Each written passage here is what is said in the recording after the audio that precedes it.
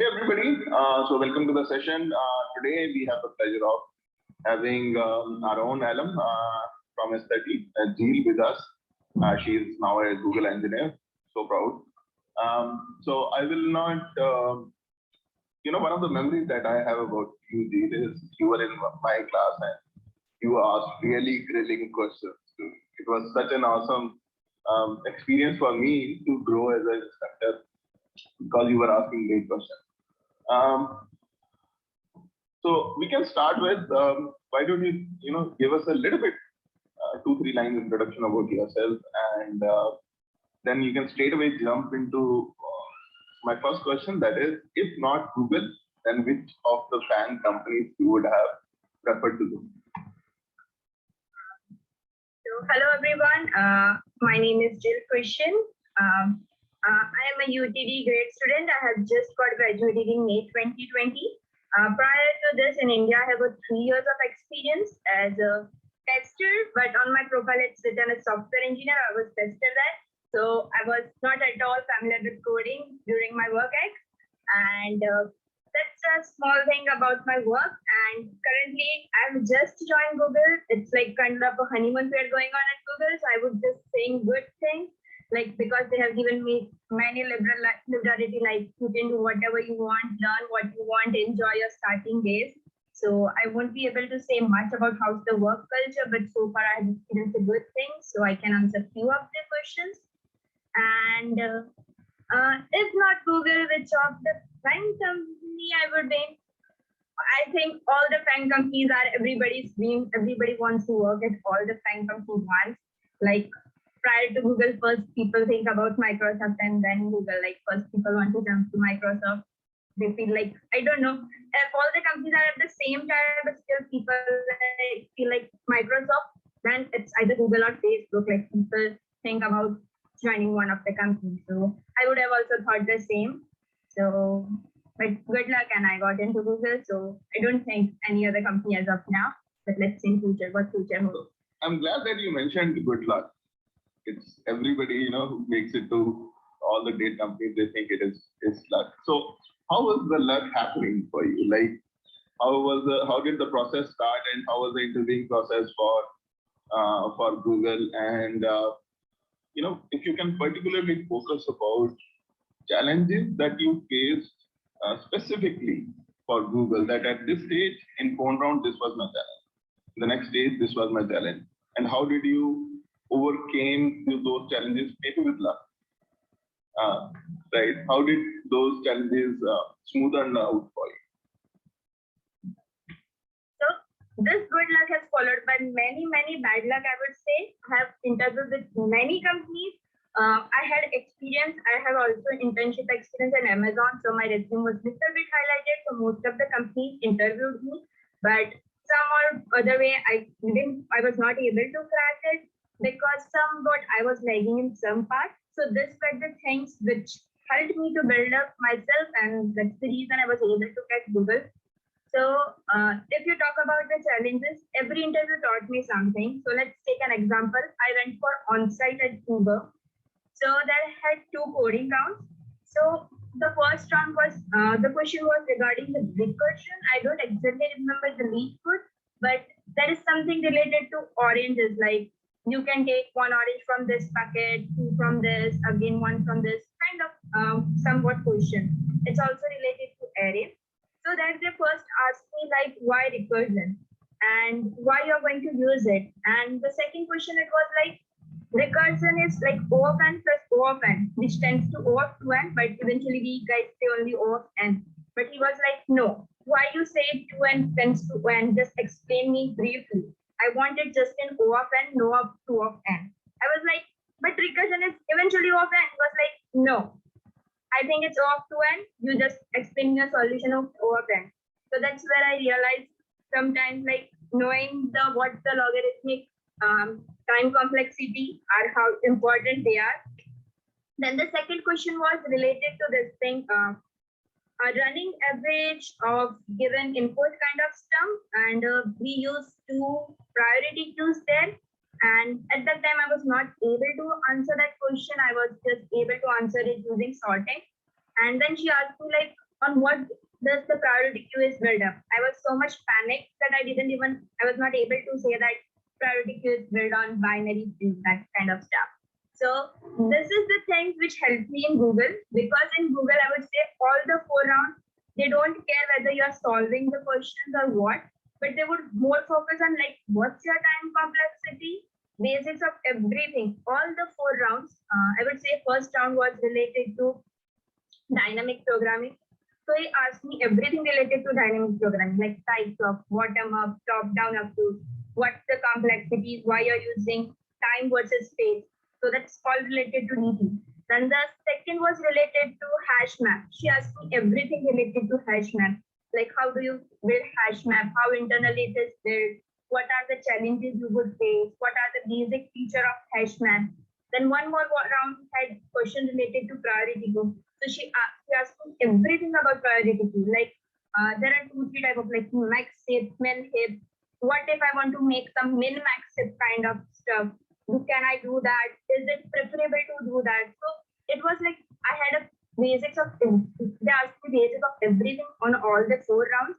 So all the bad luck which I was like I was not able to crack helped me to crack this interview. So that's what I can say. Okay, so the interview process. For me, I have applied before at Google for internship, so they had my resume. So recruiter directly contacted me. So I didn't had the coding part. I was directly eligible for the phone interview. In phone interview, it was a bit challenging because it was just a phone interview, not video interview. So I was not able to explain myself clearly what I wanted to say. And I thought everything is clear, like the conversation was a little bit more clear from my end, but the interviewer gave one feedback that there was some lag between our conversation, like he was not totally able to understand me.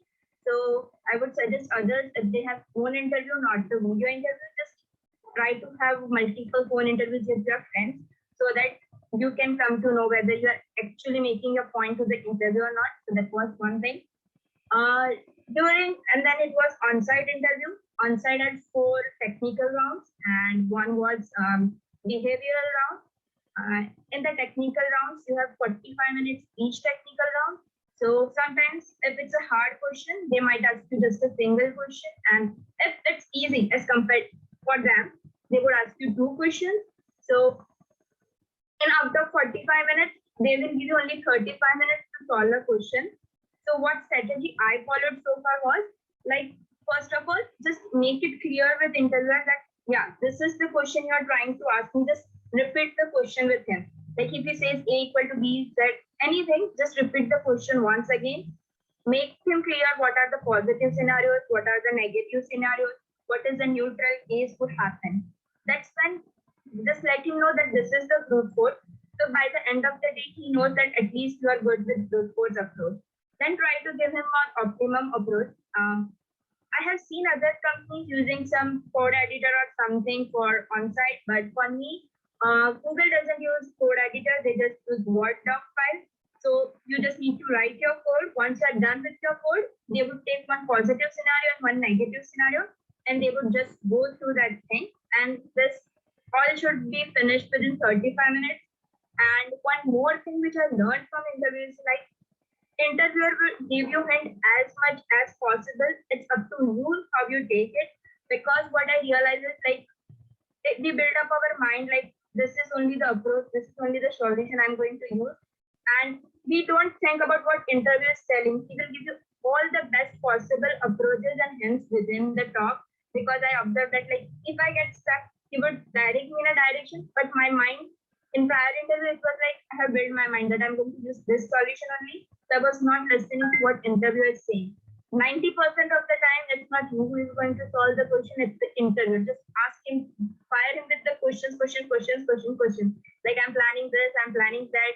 And while you are doing the coding, just tell him, I'm using this array for that thing, this array for this thing. So even if you're going wrong, he will be like, why you need this array? Why you want to make this thing? Because it happened. I was using in one of the interviews, I was using priority queue, and I was little bit stuck with this thing, what you call, making it a min-max kind of a hip.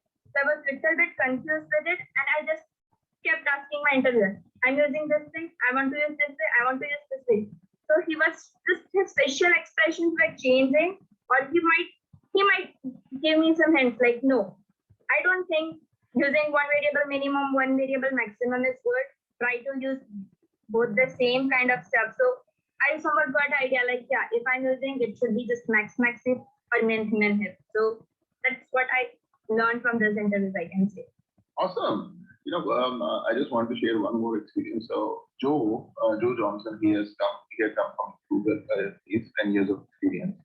Worked with most of the bank companies. This is one of the points that he highlighted, that he has interviewed students at Google also. So he said that a lot of students start arguing if we are giving the hints because they have a made mind in that, okay, I'm going to go onto this direction. Then they are not able to catch the hints that we are. So he was saying this is one of the biggest mistakes that the students do, that is not a cliched interview advice, because there is a lot of advice over there, but this is not among those. So I'm glad that you covered that as well. One of the things that I want to understand from you, from the founder perspective, is how was S30 helpful, and more interested in knowing how was S30 not helpful, so that we can plug those gaps. S30 was useful. I would say in first week you taught the basic stuff. So at that time I used to ask a few questions, and that was the reason I was able to crack Google interview, because they asked me all the basic stuff in the first week. When the first week was over, I was like, I will ask you, I want to get out of the study because you are just teaching me basics. But later on I realized, no, this basics were the most important stuff. This is the first thing I learned as a study. Second, recursion. I was very weak with recursion, so my recursion got good because of S30. And one more thing I realized, you were giving tips and tricks, which depends upon us, like how we implemented it. Because if I remember, you used to follow that recursion thing, like first we write the function, then we write the 3 steps, like what we are going to do, recursive function, and what we have done, we will roll back, and then we write the edge case, like that scenario. So I followed the same steps, and that made my interview very easy. What other things I learned from S30 was, few of my batchmates, they wrote very, very, very good code. So apart from my GitHub, I used to track their GitHub. I think Kushal was also the one who used to have so many questions. I have seen his few codes. It were very great. I didn't found that on LeetCode or anywhere else. So I used to track his also Git, and other people also. I remember there was one guy, he's currently in Oracle. I don't exactly remember his name, but he also had great code CL. So apart from mine, I used to track other people's, like what they are writing, what their approach is. So that was a helpful stuff at S30. S30 might be more helpful if people internally start making the group and start working on some, like have a small batches, and they can interview within themselves or try to solve, because you are giving everything, but you cannot give your entire day to everything, because you would be giving, this is the mold, now you have to mold yourself in it. So if people start forming groups and like internally they interview their like friends and everything, that would be helpful, I would say.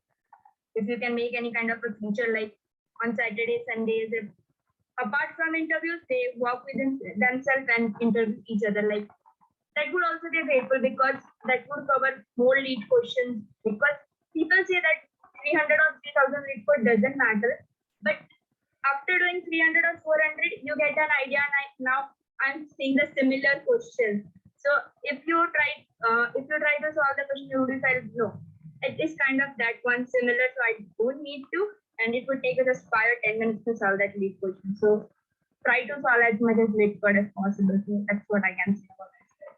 Awesome. All right, that's a great feedback. We'll be doing it right away.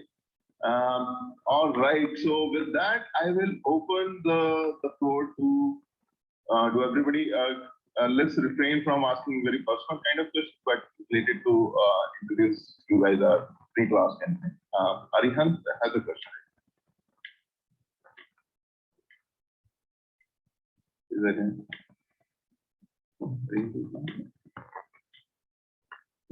Yes. Can I ask a question? Yep. Yeah, go ahead. Harsha, go ahead. Yeah. So hi, Jeel. I had a question. So, what about system design? How should we approach that? Sometimes, like, we approach, since system design has so many different solutions or approaches, right? But the interviewer might be looking only for one specific type of approach. How do we get better at that without actually physically gaining that experience? So far as many as interviews I had given, and after coming to Google, my teammates of this interview strategies and how the interview was and everything went. So with system design, it's like nobody can teach you or nobody can spoon feed you on system design. It's you have to practice as much as you can. That's the reason I said you can have a group discussion where you can sit together. Let's just take the example of Amazon Locker. If you take an example of Amazon Locker, all the 70 to 80 people here would be having different system design approach. And none of them is correct. You cannot say this is the best, this is the worst. You cannot judge it. And even within the Google, I've heard they won't judge you, but they would try to give you a situation within your system design. So if you design something, they would ask how load balancing is going to work here. Why you just made one class? Why you didn't make 2 or 3 classes? So they might be asking this type of questions to you. So they would like to know whether you know that these are the basic, like Sketch. You cannot use Sketch everywhere. You need some algorithms. You can use somewhere. So they might be interested in knowing that stuff. So I would suggest that try to talk within your groups or try to read as much as you can, because then you also are the same. Yeah. Okay. Got it. Yeah. Thank you. All right. Anybody else? Go ahead.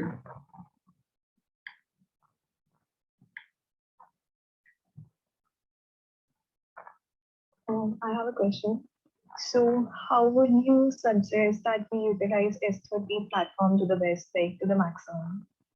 Is it like daily practice, or do you like actually do solve other questions apart from what S30 teaches? And like how your daily plan looks like? Prior to joining, I was little bit experienced with coding, but S30 helped me because I wanted to join to S30 because of being something punctual in my schedule. So that helped me a lot. Like being a little bit punctual with S30 would be a great, because I almost attended all the lectures. I said, as Justin that gives that tips and tricks, you need to keep your mind sharp and learn what he's trying to say, because he won't be able to cover entire stuff, but whatever he teaches are the main basic and foundation. Like he teaches you recursion. He might not be able to cover 100 or 2000. There are lots of questions available outside. So it's your luck which question comes in interview. But recursion is going to be same. So I always follow what he said. Like he just gave mold for everything. Like recursion, he gave a mold. If it's a tree, he gave us a mold. Like how you can use DFS, how you can use DFS. And after, I feel like if you solve all the S30 questions, like it's around 250 or 300. After that, if you try to solve any other question, you would feel like I have seen this type of question prior to, this time. Like in S30, you have seen this question somewhere. So S30 helped me a lot. Just be punctual with your work, because in trees also, Jaspinder mostly focuses on writing both the approach, BFS as well DFS. And that was the good part, because I was only good with DFS, and I bet most of the people here might be good with only one approach. So he always encouraged to do both the approach, and that was really helpful, because DFS is also helpful in graph. So that's how my graph got improved, because he always forced me to write, because I know I submitted 2 or 3 CLs just with DFS approach, and I always got a comment, please write BFS, please write BFS. And that's how this Tinder helped me with this. So being punctual with S30 helped me a lot. I have a quick follow-up question. You focus a lot on recursion. Is recursion a big part in Google interviews? Actually, see, I feel like recursion is an important part, but recursion has one mold. Recursion and trees, they are kind of a mold question. Like if you know the basic, it's easy to solve. Dynamic is like, sometimes you might feel you have not seen this question. Google little bit focuses more on recursion. It's not so, but so far all the interviews for all the company. I have interviewed for Oracle, I have interviewed for Uber, I have interviewed for Amazon. All the companies, at least there was one question related to recursion. And what I realized from all the 14 to 15 interviews I have given, they either focus on priority queue or hash map. So you should be totally 100% sure about your basics related to hash map and priority queue. Because in all of my interviews at Google, it was either just priority queue or either hash map. That were only the two basics I used in all the 4 rounds. Like even recursion, it was based on hash map. Awesome. So that's what I'm. We'll take a quick break. Jeel, you can grab a glass of water. I know you have been speaking from last 25 minutes. You can just take it. That's fine. We can continue. Actually, that's fine. All right. Awesome. Yes. Next question, please. Somebody was about to ask. Yes, Siddharth, go ahead. So the only question I have is because from this discussion and what I can relate, I can find out that recursion. Myself, I try to study recursion a lot, but I just don't seem to be getting better on new problems. So what did you do to get yourself better at recursion? That's what I told Justin. They just gave me a mold. So if you see as one of the classes, you might see that when he solves the recursion, he first tries to write the actual recursion function parameters. Then he writes what he's going to do in a recursion, like the step taken, the recursive call, and roll back the steps we have taken, and then try to write the edge cases. I started following that pattern. Initially, it was a bit hard for me also to get up with the recursion, but I continued following this pattern, and this pattern eventually helped me to crack the recursion in the questions later on. Like after 5 or 10 questions, I was like able to get the picture. No, this is how I will write, because sometimes Justin always says in his recursion kind of thing, like first write parameters so that you know which parameters are needed and kind of stuff. So if you can rewind to his first recursion class, that would be great, because he has given a very great kind of a mold to solve the recursion question, and that would be great helpful for you guys. Yeah, I want to highlight one of the things. So I have so Jeel has been studying with me. So every instructor at a study has a different way of doing it. I have a way of that I did parameters and logic and the base case, right? So in if Shazman students are there, then they are going to think that it is something very different. Shazman has a way of that he molds the thinking process of the students in such a way that you are able to think about the base case first, right? And then about the logic. So my point is, you stick to only one of the thinking process, and over a period of time, the way Jeel is explaining that she was able to, make a thought process based upon that. Both the ways or all the ways are going to be same. It's just that stick to one thing. If you start, thinking that, oh, this is not working for me, then I should probably think to the other ways, logic and then base first, and probably after some time base and logic first, then it is going to be mess for you. So stick to one thing, even if it is not coming, somewhere it will come. And we have 3 legs, probably in first leg it will not come, second leg, third leg it will come. Even if it is not coming in third leg, then it probably when you're practicing on your own, then it will come. Let's move out. One more question I have. Yeah, go ahead. Just a small question. I've been told that many Google people who interview at Google as a common book is important for interviewing at Google, because my college doesn't have an algorithms course. So is the common book any good for? Should we use it for tracking Google, the common book? Now I'm an internal Google employee, so I would say there is no kind of a common book. Internally, there is a big pool from where interviewer can pull a question, or if interviewer wants, he can make a question by himself, and he can also write all the approaches and solutions to this question. Like, so if I'm interviewing anyone in future, I can pull out the question, and I can also see the approaches that interviewer has written for me. So I would suggest there is no any specific book or something. It's like different people might get different question, or it might happen like 2 people might get same set of a question, but it all depends upon the interviewer. Like sometimes if you continue working on one thing, you feel like, no, I want this was for my team, I would ask him question related to this stuff. Like, so that might also happen. So there is no any specific book which you should refer for Google, because there are lots and lots of questions available at Google. They might ask for any of it. I have another question. So what I've heard is Google asks a lot of questions on dynamic programming. They are inclined a lot towards dynamic programming, and DP, it's like every question is looks different.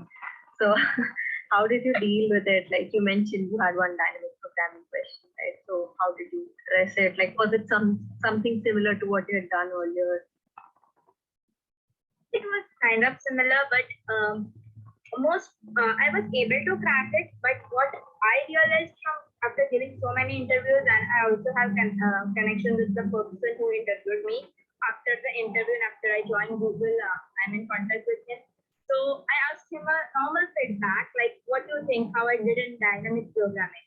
So he was like, he was inclined towards how I'm thinking, whether I know the basics of dynamic programming, top-down approach, bottom approach. And I said, like, if you start following some mold and if you start doing questions, for first 10 or 15 questions, it would be really hard for you to get out the exact answers. But after doing 10 or 15 questions, you would eventually start getting, or like kind of a feeling that it's a kind of similar one. It's just a little bit trick or trick, because let's take an example of this thing, like finding the longest chain of one kind of question is there. Like in matrix, you need to find the longest chain of one in a matrix, or you need to find the longest path or something. So I got the similar question. It was little bit different. If you have heard about the dungeon game kind of a question is there. So they asked me that kind of one question in interview. So it's related to finding the longest path in 0-1 matrix.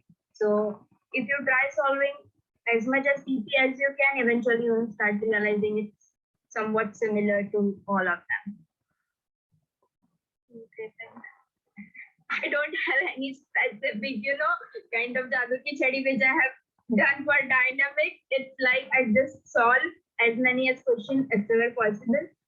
Because I've solved a lot of questions at Leadford, I was after doing like 700, I felt like they are similar kind of stuff. So you would feel the same. Don't need to do 700, but if you just do 359, you will feel all the other questions are similar to it, because all the questions, most of them have the same logic.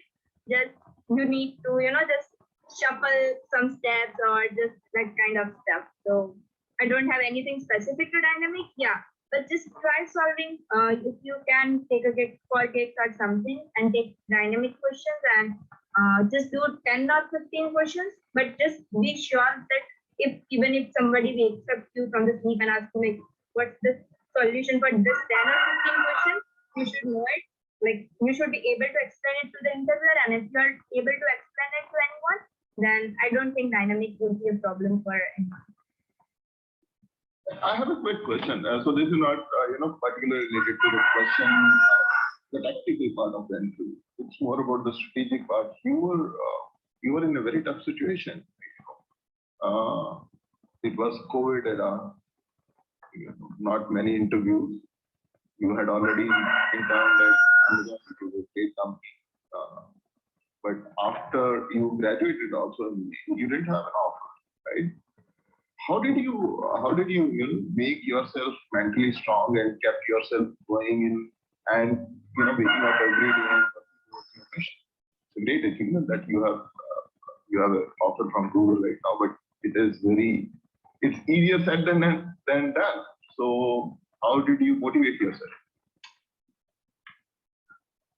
Everybody wants to go into the bank, so that's what motivated me. I had one offer, but it was like I want to go into bank. That always encouraged me. And people around me, like surrounding me, everybody at 30, somebody might was getting into this company, that company. So I was like, I also want to get into one. But apart from that, everybody is scared for what they don't know. But once you start learning that stuff, you are more like, I want to go deep dive into it. So initially I was very scared when I didn't got any return offer for Amazon. I was very scared that what I will do, I have to start Leadcode from again from the scratch. And initially, I didn't even touch lead code, but then as soon as I started doing lead code, I got some, kind of a confidence. No, I will be able to crack it. There were some days where I was just able to solve one question. There might be some days where I was able to solve 5 or 10 questions at least. So it's like slowly and gradually confidence was built. And even if I can say I have faced many interviews, so that's all contributed to Google. So if you guys are failing, don't think like Microsoft is not going. Microsoft rejected me, Oracle rejected me, or Facebook, Amazon. It doesn't define you, but learn something from that interview, because every interview teaches us something or somewhat. Because what happens, like after you fail the interview, you will go out and discuss that question, and you will try to deep dive into that question, like why this question was asked, what can be the possible approaches, what should I have done better. So try to analyze yourself after each field interview. So that's what I did. I was like, now I have done so many interviews. I need to crack any. I will be able to crack one interview one day. So that kept me motivated. All the failures, I can say the failures I have experienced so far kept me motivated to achieve something in my life. That's all I can say. That's awesome. So, Jeel, how did you, I want to shift some gears, and once you got an offer, how did you go about the process of negotiation, as well as how did you go about the process of, a lot of students over here already have offers. Prachi already has great offer, right? Siddharth has an offer. So how did you go about choosing the right team that, okay, this is and how much leverage did you have, or whatever small leverage that you had, you made use of those chances, and how did you go about after getting an offer, after doing all the dance and all, how did you go about that process? You have this process, like once you go for an on-site, the hiring committee will let you know your decision, like whether you have cleared the interviews or not. And after you're done with interview, your HR makes one package. That package has result of all the interviews you have done so far, your on-site, your phone, your coding, your resume, your background, everything. He makes one package, and then he asks you like, which team are you most preferable to work for? Like, what are your skills? What you want to work on? So depending upon your choices, he will try to find a team for you. Then you will be having a team matching phase. It would be a 30-minute call with the manager. The HR will schedule the call. In 30-minute call, it's like give and take kind of thing. You are trying to sell yourself, as well as manager is trying to buy you. Like, he will be talking everything good about his team. This is good. I want you. And you could be like, take me if you like the team, because they might also be having 3-4 resources in a pool and they have to pick from one. So it's like give and take kind of stuff. So it's all also depends upon an individual where he wants to work, or in which technologies, or how they see themselves.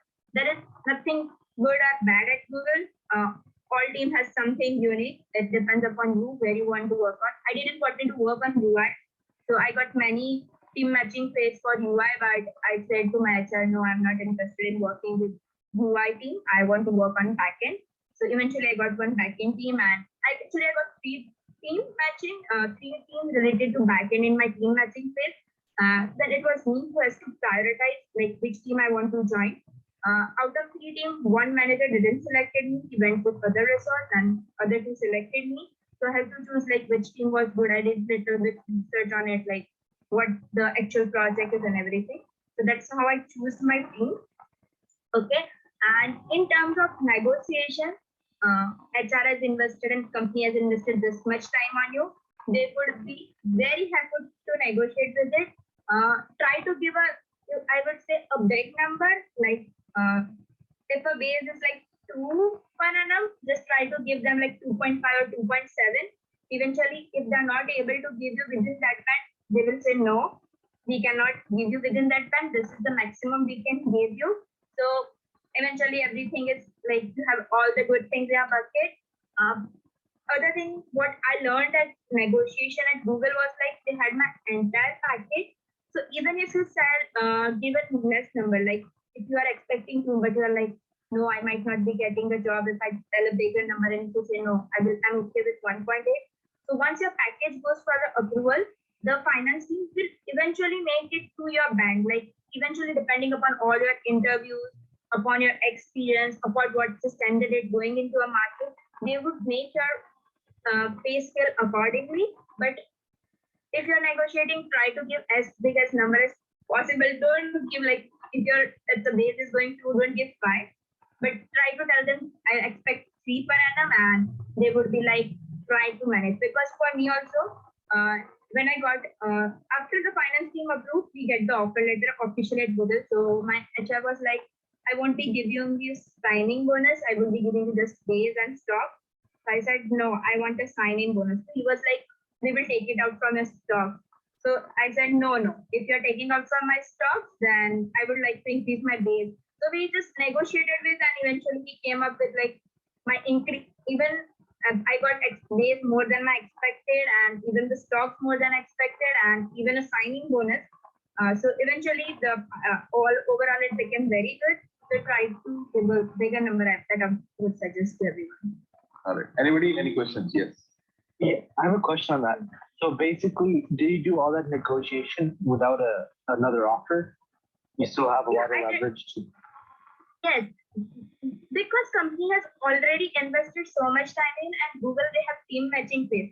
So once the team has selected you, it's like the team wants the result. So HR will try their best to give you the best deal and to make you the part of the Google. So it happened with me also. I was selected for one team. The manager wanted me, but I have only 3 years of experience. So when it went for a higher approval, the higher people didn't approve it. The superior people, they were like, we want somebody more experienced. So all my HR team, their managers, everybody tried their best to have a word with that supervisor to take this resource in your team. Your manager wants it. Please take it. So that's way it works. I didn't have any other offer on my hand, but eventually they will give you whatever the band is going on in the market. So if you feel like the band is going out around 2 or 2.5, try to tell them that it's 2.7 or 3. They will eventually come to your level, like something kind of a negotiation you do in market kind of stuff. Yeah, sure. Got it. Thank you. Can I add something over here? Harshan, if we think from the HR perspective, his or her job is getting as many students, as many candidates as possible. It's their job, right? Yeah. Their job is not about managing the finance of the company. That's Of course, yeah. Right? So if a candidate is fit, if they leave the candidate, then her performance level goes down. HR's performance level goes down. So yeah, it's not the candidate who is fighting for the numbers. It is the HR who will be fighting for your numbers. So it's because it's his career, his or her career. Then basically they're your buddy in this process. They are your buddy because it's it's about their career progress also, right? Yeah, exactly. Yeah. Nobody is going to ask them. They are not. Yeah. Go ahead. Sorry, go ahead. I would like to add one more thing. Once you clear the on-site interview of any company, it's HR's responsibility to make you employee of that company. Either it's in terms of salary or either in terms of anything, because you have cleared the interview, so the company knows you are up to the company standard. Company wants a good resource, so the HR would try his best to make you the employee of that resource. So you can negotiate as much as you can. Just don't give a figure which is like very big shootout. Just try to be in your level, and even if don't think like if you give a less number, like outside standard market is going around like 1.5, and if you say 1.1 or 1.2, eventually the company will make your salary to that band, because if when you're working, it should not happen that there are 2 employees both are at the same level and they're having a vast difference between their salary, depending upon everything like experience and work.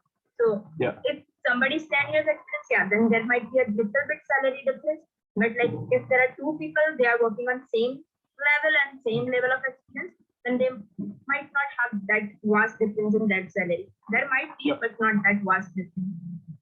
Okay. I even got one question from Vinay, like higher the salary, the higher the responsibility. Nobody cares about salary once you join the company. They don't have any idea about salary. They just have one. Every company has one doc. I have seen at Amazon as well as Google. If you go to, if you have friends at Amazon, they might be knowing. But from going from SD1 to SD2, you need to, achieve few kind of a task. If you complete that task, then you are eligible to go it for SD2. So same way, Google has a ladder where they have mentioned the responsibility on the level on which level you are. So like if you are L3, they expect you to work on smaller tasks. If you are L4, they expect you to come up with design documents. If you are L5, it's kind of a, you might be able to handle a team kind of a team lead role. And if it's L6, then you are a team manager or something. So salary doesn't matter. What strategy do you recommend for reviewing content we learned in date? I'm not able to get that questions in terms of strategy. Yeah. Let me rephrase what he's trying to say. He's trying to say that how did you do the revision? For example, in S30 you have done through 100 problems. He might be thinking you might be forgetting about the problems, or if you see them again, then you are not able to solve them. So how did you review, or how did you do the revision of all the things that you have tried? That's what I said. Just strategy. Trying to create a mold for yourself, as Justin that say every instructor might be having a different strategy. So nobody can, spoon feed here. Like after coming to US and after specifically you want to go big fan, nobody is going to spoon feed you. Like you just learn this 5 lead code questions and that 5 are going to come in the interview. That won't happen. So try to create a mold for yourself. Like if 3 questions come, I'm going to follow this step and try to always solve the 3 questions with that mold. So same way I followed the mold with Justin that gave me for recursion. Till now I follow the same mold for all of the recursion questions, and you might not be needing the help of revision. But yeah, initially you might be needing some revisions. You should keep on doing, let's say, I had one program, random generator. So what I used to do is, I used to add all the questions which I have done entire week into that program. And on Sunday, I used to just run that random program. And on Sunday, it used to shoot out me one question. So I was trying to memorize that I have seen this question before. So can I explain all the approaches like good, force, positive, negative scenario, and optimal approach? So you can do kind of, just a random pick of the question what I have done from the last week. So that's what I have. That's a great tip. You had a random generator. Yeah, that's like it is pretty easy to implement also. That okay, among these 10 problems, can I recall this one? This is a great tip. All right. Anybody else? Any other questions? I have a okay, go ahead. Yeah, Aryan, go ahead. Sorry, go ahead. Yeah, so I have one question, not question actually, one request. Like you said a lot about the molds of the different approaches. So did you made any kind of notes which you can share with us about the pattern of each problem what we are solving over the study? I haven't made any notes as any kind of stuff. But what I would suggest is every instructor, every person is different. So just try to go through any instructor's classes, or if you're following your instructor, try to ask him for the mold which he is trying to give you, and try to use that mold for all your questions, because some might, even if I give you my mold, it might not work good for you. It's just working good for me. That might be the scenario, but I haven't written any kind of mold thing. But in future, I can try to write the molds which I have formed, and I can share with you guys that I can do it like on Thanksgiving weekend or something. I can try to do that. So Aryan, what I'll do is we do have these kind of notes, especially for system design. System design, we have not a lot of you students have attended the system design. We have very less instructors for system design. So Soumya, who was our instructor, she had made all the notes for the future students. So we can share those notes there in the form of PDF, and I had posted them on LinkedIn also, and a lot of people keep requesting about those. So once we will be posting, these are brilliant PDFs. I'll tell Soumya to post. It is going to be for everybody. We'll post it in there. Another thing we can is surely take the notes. We have a student. Her name is Shaheen. She's at Amazon now. She had 3-4 offers. I don't know Shaheen, if you know, she's from UTD only. She had made very beautiful notes for each and everything. That okay, this is the pattern. These are the kind of problems. So probably we'll be posting. Just remind me. Adding to this, adding to this, every recruiter, they know the kind of set of questions the company asks, because after your interview that I don't know whether you might have faced the same situation, but every recruiter used to ask me like what questions were asked you, where you lagged, what was your positive point. So they know the questions that are asked. So when you are trying to schedule an interview, just try to ask them not specifically what questions you are going to ask or something, but try to ask them for as much as notes. When I started preparing for Google, I had a call with my recruiter. She gave me so many resources, and few of the resources were totally new for me, but it were somewhat specific to Google questions. Like Google questions were from there, because then I saw all the reviews on the Glassdoor, and I can see the people have written, yeah, this question was asked, this question was asked, and I don't exactly remember that platform. But she gave me lots and lots of resources which I can look up to for Google. And the same I had also interviewed for Amazon. That recruiter also asked me everything related to coding as well as this thing, system design. She also had one interview back then, and she excelled the system design very, very greatly. And she was only the one resource the team so far the recruiter has seen who has excelled the system design in that beautiful way. So she asked that resource to make a system design PDF kind of stuff, and that recruiter keeps on sharing that PDF with every person who she's planning to interview for. Awesome. Couple of questions. I think there is some repeat in the questions as well. One is that I think Ganga has recently joined S30. Will S30 help build the intuition for the new problems? You want to take that? Problem since the lead code keeps on adding the new problem. Is it what the question means? No, the question is, so she has joined new. She is not able to probably come up with the solution by herself. I think you already think that initially it is going to be a challenge that you will not be able to think by yourself what is the solution. But after 15-20 problems, if you are sticking to one kind of thing, then you will be able to solve the problems. So that's what her question is pertaining to. Do you have anything to add to that, or any changes in what I have?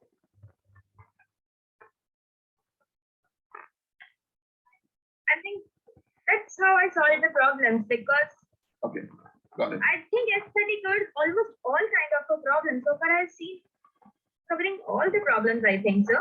Nothing was new out of the S30 curriculum, I can say. Got it. So how did you, this is a good question. How did you manage the time between the college and the lead code practice? Especially, students, when I'm admitting the students, when we are admitting the students, we are asking them that whether you have 2 to 3 hours, at least, 1.5 hours of classes with us and 1.5 hours of practice. And that is, we tell that is minimum. If you are able to do 4 or 5 hours, then it is going to be great. But at least you should be having 3 hours of. So how did you take out this time? 3 hours, 4 hours of practice every day along with your school? I'm not sure about all the colleges, but I can say so far UTD was not that strict in terms of college. So I had a pretty good free time, I can say, which I can use for my lead code practice. Yeah, but everybody is busy. But what I felt was like, it's just 2 years where I have to invest my time, less sleep, less activities, and after 2 years now, nobody cares. But just 8 hours job, then I can do whatever I want. So that time, just make up your mind like, no, it's just 2 years. I'm going to drill myself into lead code, college, everything. And after 2 years, I'm going to be a free bird, and surely you will be a free bird. And that's all I can say. That's how I managed my time between college and lead code. Yeah. So you have done 500 plus problems at lead code. So you're a big fan of the platform. So any other platform that you use by yourself? X or X maybe? I certainly don't remember the name, but that platform is same as LateCode, but it's like until and unless you don't solve that question, it doesn't take you to the next question, and it doesn't have any tips or tricks kind of tab in that. I don't exactly remember that platform, but I can find out that platform because it's a long back I have used it, and I just used it to take out the questions from there. I used to take out the questions from there, and I was not great at coding. So I just used to take out the question from there and try to discuss it with my friends. I had a good group at college, which used to sit together, and we used to explain each other what our approach was. So I used to just take out the question from there. So I can find out that platform. But LeetCode is, I think, more than enough for clearing the interview. That's all I can say. All right, so we can keep our answers short now because a lot of students are asking a lot of questions. So just give us a timeline. We are covering in 4 months 250 problems. So how many problems? How much time took you for covering, let's say, 600, 700 problems in terms of months or years, whatever? No, I said now. See, your same thing. If you teach a right view side of a binary tree, that's very easy for me to write an answer for left side. So that's how as an S30 curriculum covers all the basic stuff which a student needs to know. Then you are the one who has to do little bit, shuffling and every kind of thing in each code, and it become answer to other questions. So let's take an example. Everybody here might be knowing the logic for reverse cell a number. Just try to recall it. It's just a 3 step. Now just try to go and see confusing number 2. It uses the same logic, only there is a minor change that instead of directly putting the number, you use hash map for the reversing the number. There is just a one minor change. So that's how questions are connected to each other. So just go through the question, you might just find out that no, I have seen it. There is only just minor shuffle change between logics or something. Awesome. So I'll club the question asked by Himanshu and Kamlesh. What's the best way to secure a call from Google specifically?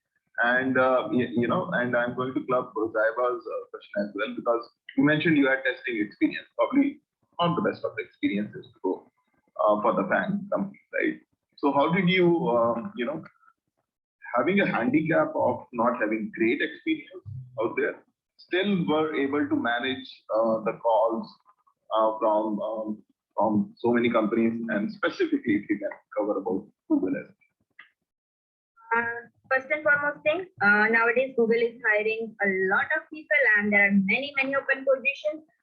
So you guys should apply. People think we are not ready for it. I was thinking the same, but I thought what would happen? They would reject me, then I would get blocked for 6 months, and then I can apply back.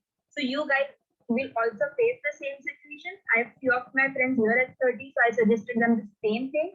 Just at least apply, and if you don't clear it, by apply you mean on the platform, on the Google's career page? Yeah, on the career page, as well as if you are contacting a recruiter, try to contact a specific recruiter, because there are recruiters in different branch, different locations. So if you want to go to Mountain View office, just try to contact the recruiters of Mountain View only, and that too specifically for FTEs, because even sometimes it happens you contact the recruiter and they are not belonging, like they don't hire SEs, then it's of no use.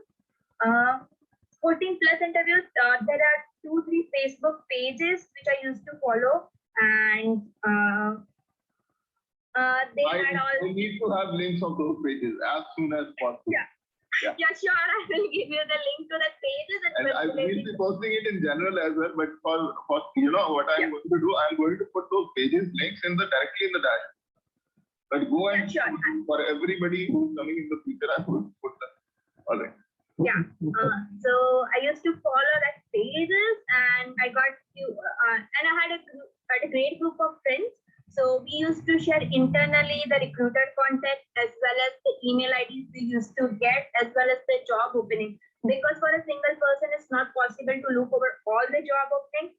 So I had a group of 10 10, 12 people. So what we used to like, if one person gets a hacker rank or if one person gets any response from one of the recruiters, he or she used to share with the entire group. So that's way how we contacted many recruiters and we applied to multiple jobs. That's one of the approach I have taken to, excel or secure some interviews, at least I can say. I have one question. So let's say I start reviewing all the F30 material and I get comfortable with all the different patterns and problems. How do I know if I'm ready to go apply to Google and interview them? Like, should I plan it like 2 months out in the future, or should I just, once I feel ready, just apply? Don't know we're going to be ready for any of the companies if you feel so, because it's your confidence you have to build up, because everybody, even if you're a top-notch developer, you would be scared for interviewing for Google. But what's the worst can happen? They will reject you. It's not like the end of a life, or it's not like end of your career at Google. I thought the same. Actually, in my case, the recruiter contacted me. She asked me like whether there's an opening I would be interested. At first, I was like, I'm not ready at all. At that, it was initial stage only of joining S30. I joined S30 April 20 and I got the call around that time only, April end. So I was like, I'm not ready. But then I thought, like, what will happen? They will reject me. I will get blocked for 6 months, and then again I can apply back. And these are the things, like, if you keep on giving more interviews, every failure will teach you something. If you will not believe, but I had 14 failures, and each of the failure taught me something. I have a note. I just made a note. Like why I failed this, what was asked to me, and I just used to stick it on my wall. So I said, Uber taught me the basic, recursion. Amazon, they failed me at graph. There was one more company that failed me at system design. There was one more company that failed me at it was very good company. If you guys have heard about Labs, all the ex-Google, ex-Microsoft. I was able to clear all the interviews. I was in the final round of interview. Even I solved that question, but I got a reject. So I was very much like upset, and I was like panicked, like why they send me a reject. So I just asked the interviewer, the person who interviewed me, it would be really helpful if you can have a call. Always ask the feedback. So I had a call with her, and she was like, I know you know the answer, but you didn't discuss the approach with me. You were not able to, give me explanation why you're using this approach. I was not able to counter question. You just started coding. You didn't explain me about what you think. So that was the directly stuck my mind, and from there I started. Even if you define a variable, just out to your interviewer that I am defining this variable for this thing. So he and you both knows why you have used this variables or why you have used this line of codes in your program. All right, Kajal, go ahead. You want to ask a question? Please go ahead. Yeah, hi, Jeel. So the hiring process at Google is very different from other companies. You have a hiring committee, and then you have to wait like 3 weeks for a team matching phase, and then there are approvals, and then you get a offer letter. So how was this journey from getting a yes from the hiring committee to getting the right team and then the offer in your hand? So I got the first call from recruiter in April, and I got my offer letter in September mid, and I joined Google in September end. So it was a 6-month process. So it would be like a recruiter will you will have a word with recruiter. You will schedule your phone interview. After phone interview, if you clear the phone interview, they will schedule on-site. So it's if you need 1 month, 2 months for preparation, just ask for that time. They will be more than happy to give you that time. After my interviews, after I got yes from hiring committee, it took 3 weeks from my on-site to get the decision, because the hiring committee at Google, they meet at every 4 weeks. So within at that hiring meeting, they see all your interviews, entire thing, and it's like either full yes or full no. If all there are 5 or 10 people who sit there and everybody says yes, then only you get a yes from Google, or it's entirely no. So it's either fully yes or fully no. It's not in the big group. But there are some scenarios, if there is at least 8 or 9 yes and 1 or 2 no's, they would call you back and they would ask you to give one more round of interview. So that might also happen with someone, but that's a very rare situation. So once you get a yes from a hiring committee, your recruiter starts looking for a team. So that process might take 1 week, 1 day, or 1 month. But if you have applied for a full-time position, you have 1 year to select a team. And if you have applied for a intern position, you have 2 months to select a team. But most of the people, they get the team within 1 month. So once your team is fixed, your packet will go for approval to the superior persons and the team you have selected, as well as the managerial kind of thing at Google. And once your packet is approved, your recruiter will call you and say, congrats, you are going to be a new year. And then they will go through the finance thing. And once the finance committee approves your numbers, you will officially get your offer letter after 24 hours. And that's how it works at Google. All right. Awesome. So we have last couple of questions, guys. We have to respect the timeline also. So Akshay, go ahead. You wanted to ask? Akshay, yeah, go ahead. Yeah. Jeel, so you said you attended interviews with around 14 companies, right? So in how many of these did you encounter any system design questions? How important is it to attend the system design cohort and get strong at system design? I would suggest if you don't have any prior work experience, you should go for system design cohort because they will mold you about the basic thinking. Because if you read, you would just read a 2-line on load balancing. But if you attend the lecture, they would exactly tell you why load balancing. They will explain you different scenarios where you can use, how you can use load balances. So this is just a basic example. And out of 14, I encountered system design, I can say almost 10 of the interviews. And I can say there are pretty basic things, but it depends upon what the recruiter wants to hear, like what the interviewer wants to hear. They would be, I can give you an example of my Uber interview. So he was like, start from here. Then he would have a little bit discussion over that topic and he would be like, let's switch. Let's go to this direction. He would then be like, let's switch, go to this direction. So sometimes they don't want to, get a specific deep understanding just about one component. They might be testing your all the components of the system design. So I would suggest if you are not that good at thinking process or not good system design, you should surely attend that system design course. Did you attend system design also? No, I haven't done. Yeah. No, I haven't done it. So I thought that you have. Okay. No, but I have the results about that 30. So system design cohort. I have my friends at that 30 who have joined it, and they gave me this review that it was really helpful for them because they didn't have any prior experience. I was little bit experienced with interviews. I was little bit sure that I might be able to crack it 80%, but 20% I was also in doubt. I was going to join it, but I got a Google offer, so I didn't join it. If I didn't get this Google offer, I would have surely joined the system design course. All right, awesome. I am going to club Zaiba's and Daman's question in the end. So guys, a lot of you guys have been asking me about the system design cohort.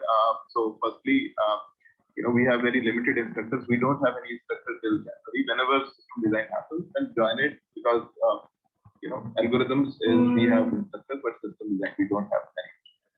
All right, I have a question about how much weightage the Google pays to the projects in the resume. And Zaiba is asking, does the language matter?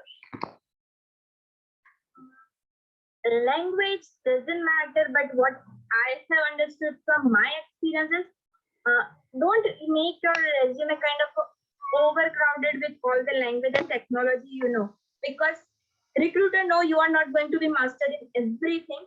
Just try to be specific what that role requires. Like Google, they have many opportunities. Like I applied for general software engineer.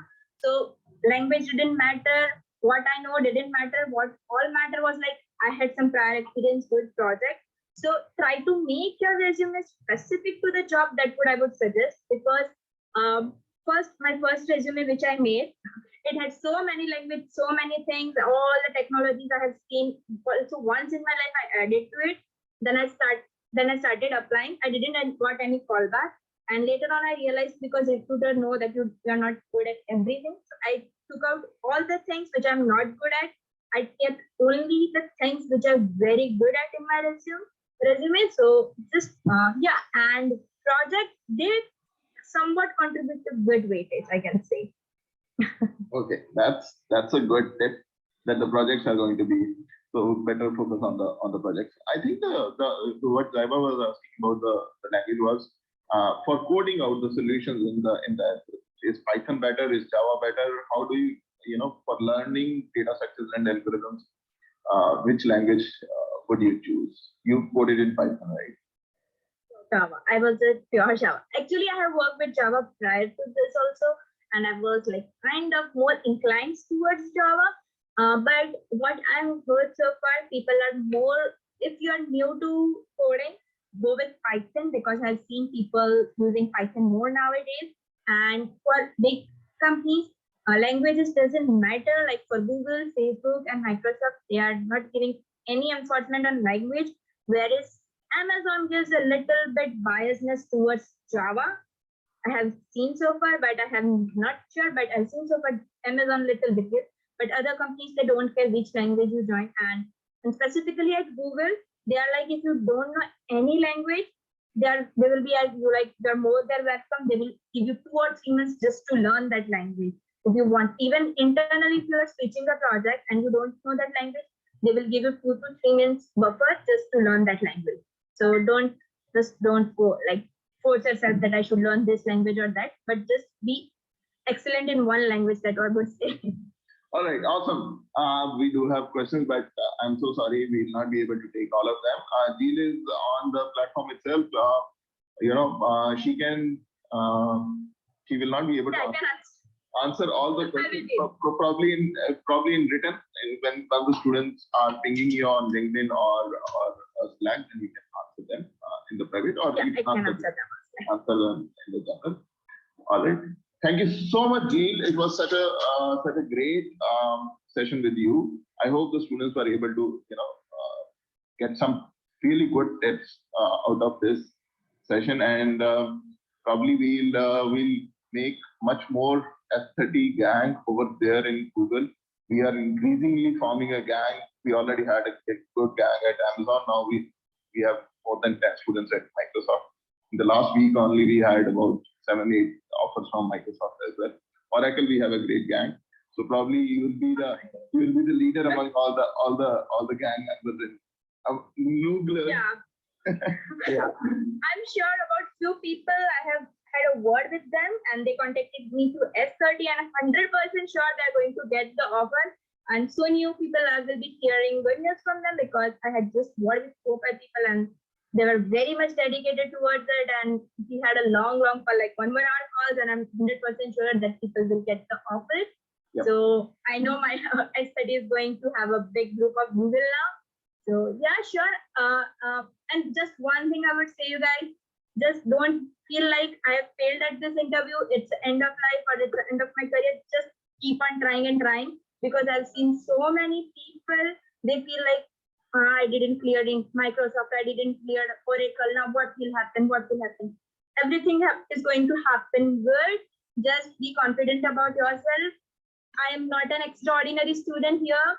Some people here at S30 know me from kindergarten itself. So they know how good I am at all the studies and everything. They were topper of my class, and I was just roaming around in class, 10 students or 20 students. So nobody's topper, nobody's good. Just be happy with what you are. Just try to do as much as possible, and everything will fall into your place. Just don't be discouraged with like, I didn't clear that or that. Just be happy and try to solve as much as you can, and you will eventually get into one of the time. All right. Thank you so much, Jeel. Thank you everybody for joining us. Awesome. Great session. Bye guys. Have fun. Thank you. Bye. Thank you. Thank you.